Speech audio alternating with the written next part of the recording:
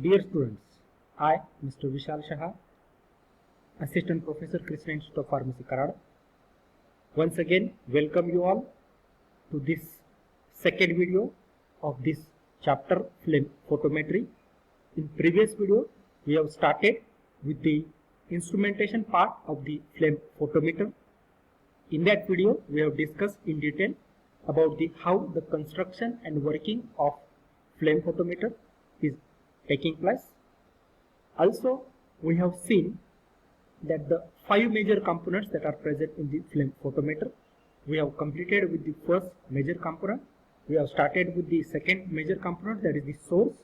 In that, we have completed the two types of the burners. One is the maker burner and other one is the total consumption burner. In this video, we are going to discuss the rest part of the instrumentation, as well as we are going to cover the applications of flame photometer. So let's begin our today's session. Before that, just we will see what are the learning outcomes of this session. After completion of this video, you will be able to explain instrumentation of flame photometer and explain the applications of flame photometer. Now, in previous video, we have discussed about the total consumption burner. The name itself indicates that whatever the sample solution is there, it is totally consumed. That's why it is known as the total consumption burner. Now here, another most commonly used type of the burner is pre-mixed burner.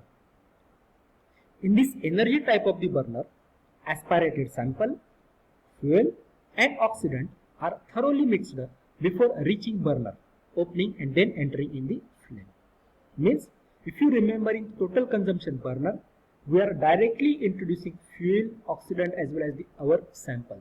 But here, before taking it to the burner, we are going to carry out the pre-mixing. That's why these types of the burners are known as the pre-mixed burners. In this burner, the gas move in non-turbulent fashion, that is in laminar flow. That's why also they are known as the pre-mixed laminar flow burners. This is the typical diagram of the pre-mixed burners. Here you can see that here sample solution is present, which will be aspirated in this particular region, which is known as the mixing zone, where oxidant fuel will be introduced into this particular chamber with the help of the different aspirating solution. These mixing baffles are used to carry out the mixing of these three components, that is the sample solution, oxidant as well as the fuel. And once the mixing of these components is carried out, they will be taken to the burner, that is the tip of the burner, and then they will be introduced into the flame. So this is the working of as well as the construction of pre-mixed burner. An important feature of laminar flow burner is that only small portion of the sample in the form of the small droplets reaches the flame and is easily decomposed. Means only small portion will reach to the flame, due to which all the portion that is reaching to the flame, it will be all decomposed. But in case of total consumption burner, all components are not decomposed, which leads into the production of noisy flame. By the easy decomposition, it means that an efficient atomization of sample in flame will take place. Larger droplets from the aspirator impinge on the side of the spray chamber and they will be drained off. Generally, if the droplets are larger, what happens? That all the components that are present in the large droplets will not be converted into free atoms, and that will lead to the loss of the certain amount of the sample that is present in our solution, which leads into the faulty results. That's why this is the advantage of pre-mixed burner is there over the total consumption burner. Thus, in this burner, 95% of the dye sample may be wasted, thereby in a loss of sensitivity. But we can control this. However, this loss must be balanced against the loss of larger droplets. The flame that is produced by premixed burner is not turbulent, noiseless as well as the stable, while total consumption burner produces the non-turbulent as well as the noisy flame. So this is the advantage of pre-mixed burner over the total consumption burner. Another advantage of pre-mixed burner is that in this burner, easy decomposition of the sample takes place, which results in an efficient atomization of the sample in the flame.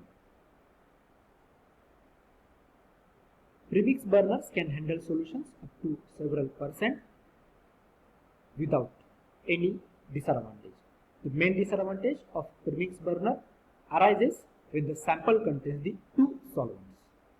In this case, what happens if the sample solution is consisting of two solvents?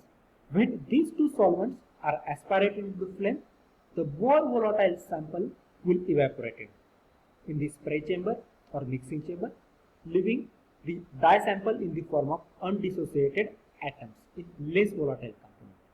So due to which what happens, certain amount of sample will or sample atoms will remain in the less volatile component, and it may be possibilities there that these components may be drained off and which will remain unmeasured.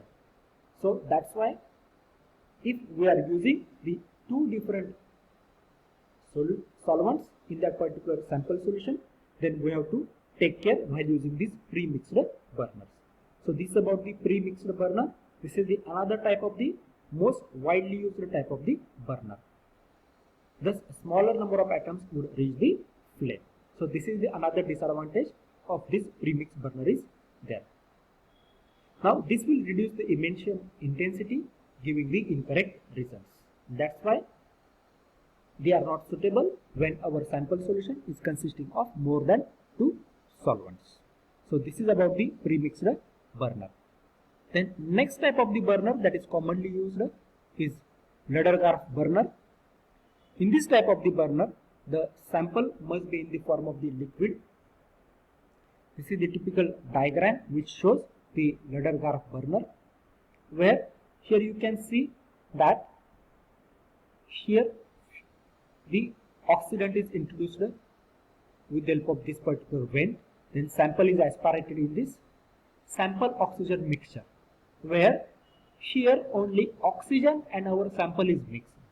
In pre-mix burner, all content, that is the fuel, oxygen as well as the sample is mixed. But here only sample and oxygen is mixed. They will be introduced to the flame and fuel will be introduced to the flame. Means fuel and this mixture will be introduced to the top of the tip of the burner and they will be taken into the flame.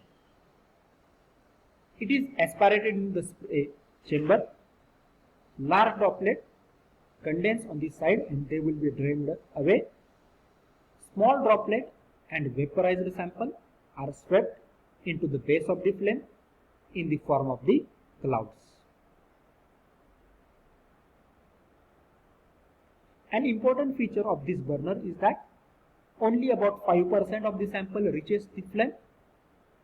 The droplets condense and are drained away.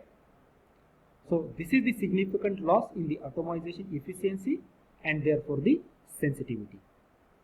Difficulties may arise if there is any selective evaporation of the solvent is in the spray.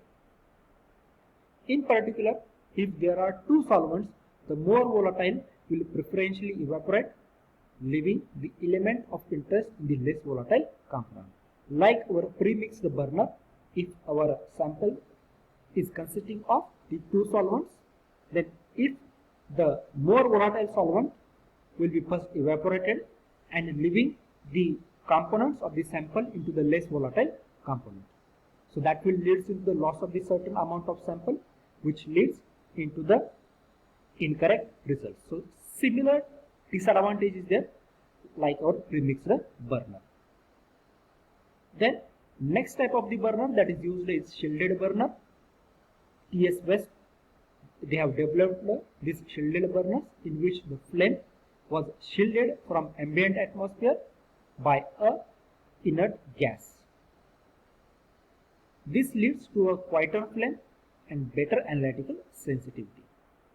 Then next type of the burner that is used is nitrous oxide acetylene flames. During the research in atomic absorption spectroscopy, Willis and M. Amos independently found that nitrous oxide acetylene flames were superior to other efficiently producing free atoms. This was particularly true for metals with very oxides such as aluminum and titanium. Later, workers in the field of flame photometry found that this same flame was very useful in the flame photometry. That's why it is used in the flame photometry. However, the high temperature reduces the usefulness for the determination of the alkali metals because they are easily ionized. So this is about the nitrous oxide acetylene flames. One problem encountered with this type of flame was the intense background emission. That's why they are not generally used when high temperatures are required. In that case only these nitrous oxide acetylene flames are used. So these are the various types of the burners that are used in the flame photometry. Then next component, third component that is used in the flame photometer is monochromators. Monochromators are of two types. These monochromators can be replaced with the help of the filters also. Prisms. Then quartz material is generally used for making prisms as quartz is transparent over the entire region. Also we can use the gratings. It employs the grating, which is essentially a series of parallel straight lines cut into plane surfaces.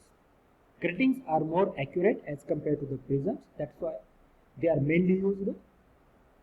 Then last component, that is the fourth component of the flame photometer is detectors. There are three different types of the detectors that are generally used: photomultiplier tubes, photoemissive cells, and photovoltaic cell. Here we will discuss only photovoltaic cell. Already we have covered this in the UV visible spectroscopy. Just you can look at that particular these detectors. It has a thin metallic layer covered either with the silver or gold, which acts as an electrode, and this also has a metal base plate which acts as another electrode. Iron metal base is generally used, which is having a negative current. These two layers are separated by a semiconductor layer. For say example selenium, when the light radiation falls on the selenium layer, this creates potential difference between the two electrodes and which leads to the flow of the current. In this way these photovoltaic cells will work. So this is about the detectors that are used in the flame photometry. Then last component of flame photometer is readout system. It is capable of displaying the absorption spectrum as well as the absorbance at the specific wavelength. Nowadays instruments have microprocessor controlled electronics that provides outputs that are compatible with the printers and the computers. So whatever the results that are detected by detector, they will be converted into the output that we require with the help of the readout system, thereby minimizing the possibility of operator errors in the transferring the data. So this is about the instrumentation of the flame photometer. That is the five major components that we have discussed. First one is a sample delivery system, then source, monochromators, detectors, and the readout system. Now next point that we will discuss is applications of flame photometer. Flame photometer has both quantitative as well as the qualitative applications. Flame photometer with monochromators emits radiations of characteristic wavelengths which help to detect the presence of particular metal in the sample, to estimate sodium, potassium, calcium, lithium, etc. level in the sample of serum, urine, CSF and other body fluids. For that purpose this flame photometry can be used. Sodium potassium ions in the muscles heart can be determined by diluting the blood serum and aspiration into the flame. So these are the various applications of flame photometer. So here we have completed with the instrumentation and the applications of the flame photometer. If you have any queries, you can contact